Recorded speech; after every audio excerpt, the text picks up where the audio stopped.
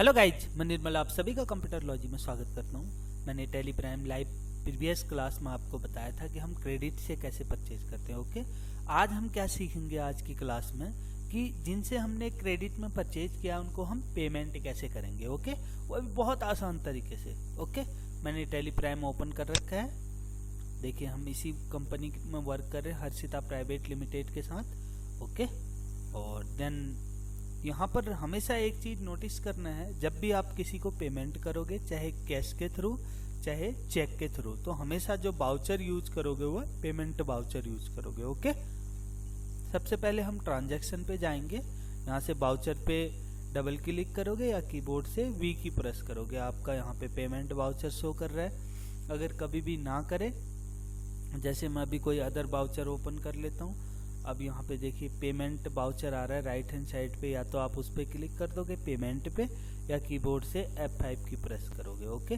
अब यहाँ पर जैसे ही हमने एंट्री स्टार्ट की तो यहाँ पर काफ़ी सारी लिस्ट आ रही है। अगर आपके क्रेडिटर का लेजर तो ऑलरेडी पहले से बना ही होगा क्योंकि आप परचेज कर चुके हो, तो इसीलिए हमने जिनसे परचेज किया था हमारे क्रेडिटर हैं AC ट्रेडर क्रेडिटर। हम इनको सेलेक्ट करेंगे, देन एंटर की।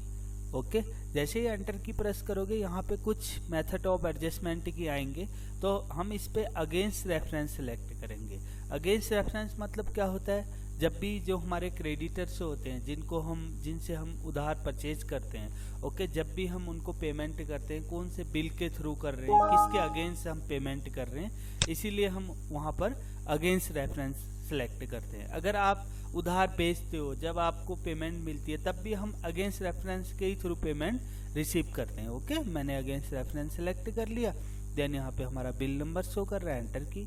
अब देखिए अमाउंट कितना है, 11,500। अगर आपने टोटली पेमेंट करनी है तो इसी को एंटर की प्रेस कर दो। अगर पार्ट पेमेंट करनी है, जैसे मैंने इनको करनी है 7500, देन एंटर की, एंटर। ओके, तो यहाँ पर इस टाइप से एंट्री हो गया। देखो, AC trader creditor account debit to cash account credit. Okay, और बाई टू में कंफ्यूज मत होना। कभी भी आपको लगता है आपको बाई टू में समझ में नहीं आ रहा है, कोई कंफ्यूजन हो रहा है, तो कीबोर्ड से F12 की प्रेस करोगे। यहाँ पे कॉन्फ़िगरेशन का एक डायलॉग बॉक्स आ जाएगा।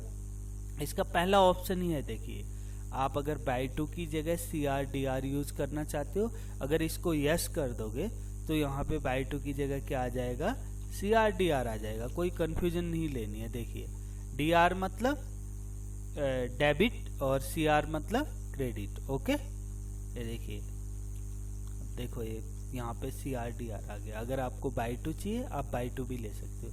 अब DR डेबिट कौन हो रहा है, AC ट्रेडर क्रेडिटर, और क्रेडिट कौन हो रहा है, कैश क्रेडिट हो रहा है। अब इनका बैलेंस यहीं शो कर रहा है। देखो, हमने जो टोटल पेमेंट करनी थी AC ट्रेडर्स क्रेडिटर को 11,500 करनी थी, अब इनका 4,000 बैलेंस और कंपनी का बैलेंस है 2,75,000। ओके गाइज, एंटर की प्रेस करोगे।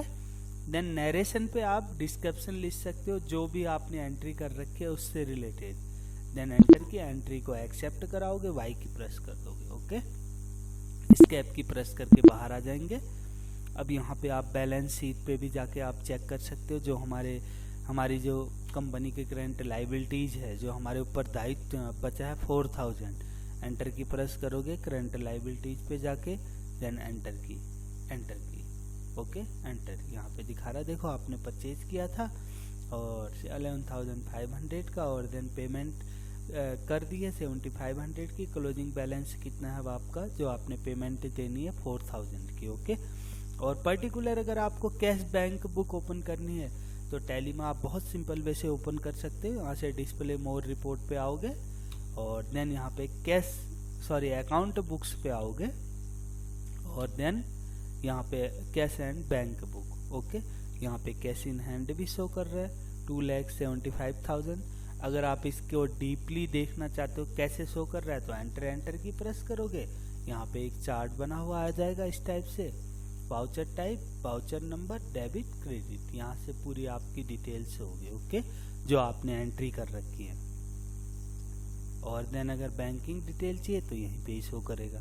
ओके, वैसे तो मैं पहले ही बता चुका हूँ, जब भी आप टैली में एक एंट्री करते हो, ऑटोमेटिकली सारी एंट्री बैकअप में आते जाती हैं। जैसे आपने परचेज किया, देन पेमेंट की, बैंक में पैसे डिपॉजिट किए, विड्रॉल किए, तो अब बैलेंस शीट भी क्रिएट हो रही है, प्रॉफिट एंड लॉस अकाउंट भी क्रिएट हो रहा है, स्टॉक से रिलेटेड अगर आपने एंट्री की स्टॉक समरी भी क्रिएट हो रही है, जैसे हमारी स्टॉक समरी भी क्रिएट है देखिए। तो इस तरीके से बहुत सिंपल हो जाता है हमें टैली के अंदर कैलकुलेशन करके उसको देखना। ओके, और डे बुक से आप क्या कर सकते हो, डे बाय डे की एंट्री चेक कर सकते हो, ये डे बुक है। ओके, कितनी आपने अभी तक एंट्री की है, सारी एंट्री शो करेगा। ओके गाइज, मैंने आज बहुत ही सिंपल वे से आपको कैश के थ्रू पेमेंट करना सिखाया है। जिनसे आपने क्रेडिट में परचेज किया था उनको हमने कैश के थ्रू पेमेंट किया। ओके, हमेशा पेमेंट करने के लिए आप कौन से वाउचर को यूज करते हो, पेमेंट वाउचर को यूज करते हो, चाहे कैश के थ्रू करोगे चाहे चेक के थ्रू करोगे। ओके गाइज, आप एंट्री को प्रॉपर तरीके से प्रैक्टिकली यूज करके देखो। अगर कहीं पर भी कोई कंफ्यूजन होती है डेफिनेटली मेरे को कमेंट बॉक्स पे मैसेज करना। Thank you guys.